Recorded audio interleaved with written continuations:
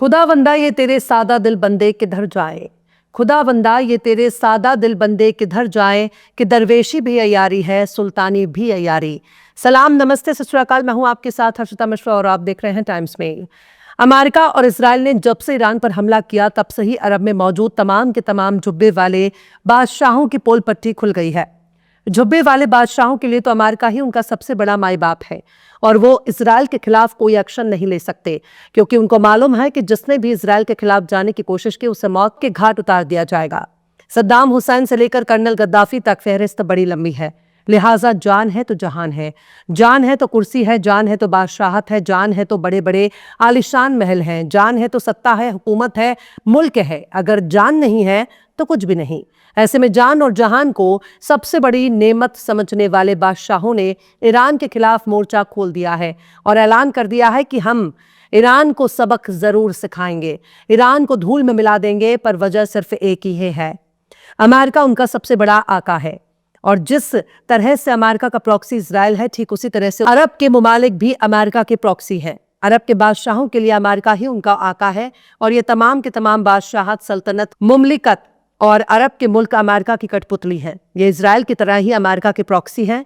दरअसल अरब के मुमालिक पर बार बार ईरानी ड्रोन हमले की बातें कही जा रही हैं।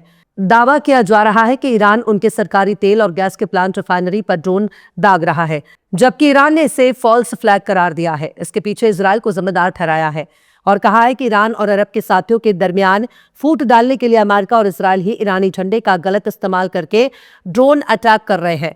ईरान के विदेश मंत्री और ईरान के सदर भी फॉल्स फ्लैग की बात दोहरा चुके हैं। ईरान अपने पड़ोसी मुल्क के सिविलियन स्ट्रक्चर पर कोई हमला नहीं कर रहा, सिर्फ अमेरिका के मिलिट्री ठिकानों पर ही हमला कर रहा है। लेकिन जब से ईरान ने अमेरिका की मदद से चलने वाले गैस और ऑयल फैसिलिटी को निशाना बनाया, तब से ही अरब जगत में ईरान के खिलाफ गुस्सा देखा जा रहा है, क्योंकि अमेरिका की मदद से ही अरब के मुल्क बादशाहत की बुलंदी पर है। इसलिए अरब के मुमालिक ईरान के पलटवार को अपनी शाख पर बहुत बड़ा खतरा मान रहे हैं, क्योंकि अगर अमेरिका ही कमजोर पड़ गया तो अरबों की बादशाहत और हुकूमत कौन संभालेगा। पर सवाल है कि जब अमेरिका और इजराइल को अपनी धरती का इस्तेमाल ईरान के खिलाफ होने दे रहे हैं, तो अरब मुल्कों को ये सोचना होगा कि ईरान पर हमला करने के लिए अपनी ही धरती का इस्तेमाल क्यों होने देना है। और जब अपनी सरजमीन का इस्तेमाल अपने ही पड़ोसी दोस्त ईरान पर हमले के लिए होने दिया जाएगा, तो फिर कैसी यारी और कैसी दोस्ती। और जब ईरान पलटवार कर रहा है तो तकलीफ अरब के मुल्कों को क्यों हो रही है। बारूद अमेरिकी ठिकानों पर गिर रहे हैं, पर आग अरब के बादशाहों की छाती में लगी हुई है। ऐसा लग रहा है मानो अमेरिका में ही अरब के जुब्बे वालों की जान छुपी हुई है। जैसे पुरानी फिल्मों में तोते में ही दुश्मन की जान होती थी, ठीक उसी तरह से अरब के बादशाहों की रूह अमेरिका के मिलिट्री ठिकानों में बसी हुई है। शायद अमेरिका ही अरब का मुस्तकबिल तय करता है, शायद अमेरिका ही अरब को चला रहा है। लिहाजा सऊदी अरब ने ऐलान किया है कि वो ईरान से बदला लेकर रहेगा। पर सवाल यह है कि कैसा बदला और कैसी अदावत। जब अमेरिका को अपने कंधे पर बिठाकर ईरान पर गोली बरसानी है, तो जवाबी हमले में खुद की खोपड़ी की चिंता क्यों करनी। जब ओखली में सर दे ही दिया है तो सर बचे या कटे क्या फर्क पड़ता है। कम से कम अमेरिका के लिए जान देना अरब के बादशाहों के लिए फख्र होना चाहिए।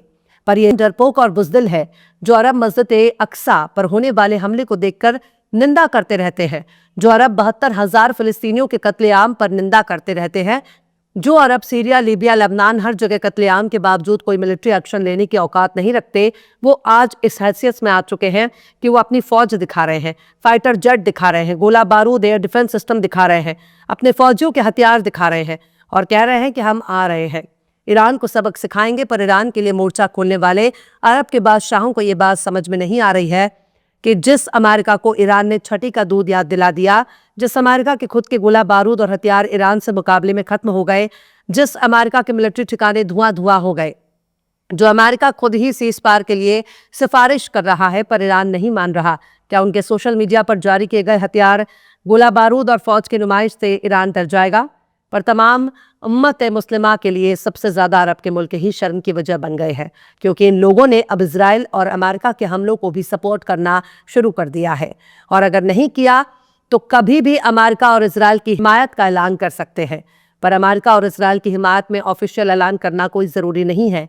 इनकी हरकतें बता रही हैं कि अमेरिका और इजराइल की हिमायत में है, क्योंकि जब अमेरिका और इजराइल के जहाज़ उनकी सरजमीन और उनके आसमानों से होकर गुजर रहे हैं तो यही बताने के लिए काफी है कि इजराइल की मुखालिफत तो बस एक दस्तूरी रस्म है, ये तो बस एक रस्म अदायगी है, वरना दिल, दिमाग और पेट इजराइल से ही वाबस्ता है।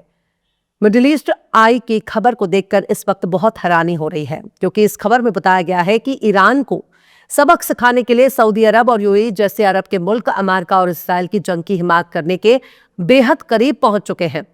ये खबर बताने के लिए काफी है कि आज के दौर में हक और बातिल की क्या पहचान है। जो भी ईरान के खिलाफ अमेरिका और इसराइल की हिमायत में हथियार उठाने के लिए बेताब नजर आ रहे हैं, वो कौन है? कहीं ये वही तो नहीं जिनके बाप दादा मैदानी जंग में नबी को छोड़कर पहाड़ों में चले गए, जिन्होंने इमाम और खलीफा मौला अली शेरे खुदा के खिलाफ बगावत की थी?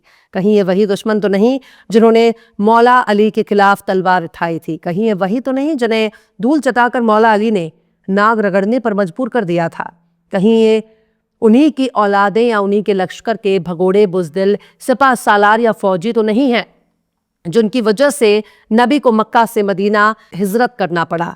100 की एक बात यही है, तमाम मुस्लिम उम्मा को अब ये तय करना होगा कि अगर आप अली के साथ नहीं हैं, अगर आप अली के दुश्मनों के साथ हैं, तो आप दुनिया में और आखिरत में अपने अंजाम की परवाह करें। हम ये नहीं कहते कि अरब के मुल्क बिल्कुल गलत हैं, हम ये कह रहे हैं कि ईरान में या अरब के मुल्कों में तमाम खामियां हो, पर इजराइल की हिमायत करके क्या बचा है? अगर इजराइल की हिमायत करने से बादशाहत बच जाती है तो लानत है ऐसी बादशाहत पर, लानत है ऐसे तख्त पर और लानत है ऐसे मुल्कों पर जो इस वक्त बातिल के साथ खड़े हैं। मिडिल ईस्ट आई की खबर बता रही है कि इस महीने की शुरुआत में अमेरिकी वॉर डिपार्टमेंट के एक सीनियर अफसर अल्ब्रिस कोल्बी ने सऊदी अरब के डिफेंस मिनिस्टर खालिद बिन सलमान से फोन पर बात की, जो क्राउन प्रिंस मोहम्मद बिन सलमान के भाई हैं और आला मशीर भी। मिडिल ईस्ट आई की रिपोर्ट से पता चला है कि ये बातचीत इसलिए अहम थी क्योंकि उस वक्त गल्फ रीजन में अमेरिकी ठिकानों पर ईरान के हमले तेज हो रहे थे, लिहाजा अमेरिका को सऊदी अरब से ज्यादा जमीनी इलाकों और एयर स्पेस में उड़ान भरने की इजाजत चाहिए थी। लिहाजा सऊदी अरब ने पश्चिम में मौजूद ताइफ के किंग फहद एयरबेस को अमेरिकियों के लिए खोलने की इजाजत दे दी, यानी किंग फहद एयरबेस को अमेरिका अपने फौजी अड्डे के तौर पर इस्तेमाल करेगा, वो भी ईरान पर हमला करने के लिए, क्योंकि प्रिंस सुल्तान मिलिट्री बेस पर ईरान ने हमले करके काफी नुकसान पहुंचा दिया था।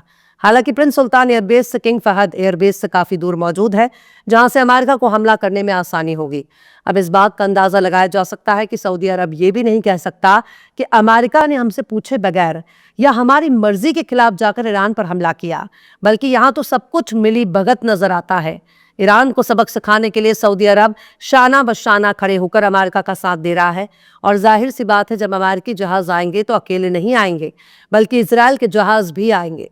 वो इजराइल जिससे देखकर दूर से ही सऊदी अरब और अरब के बादशाहत नफरत करने लगते हैं, वही इजराइल आज उनकी आंखों का तारा बन गया है।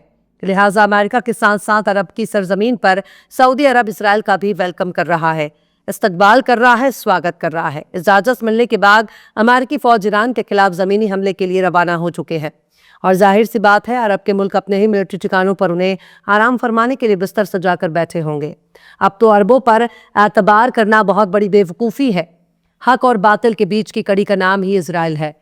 बहरहाल चलते चलते आखिर में हस्ती मल हस्ती ने भी क्या खूब फरमाया है, हमें पसंद नहीं जंग में भी मक्कारी, हमें पसंद नहीं जंग में भी मक्कारी, जिसे निशाने पे रखें बता के रखते हैं। फिलहाल इस खबर में बस इतना ही।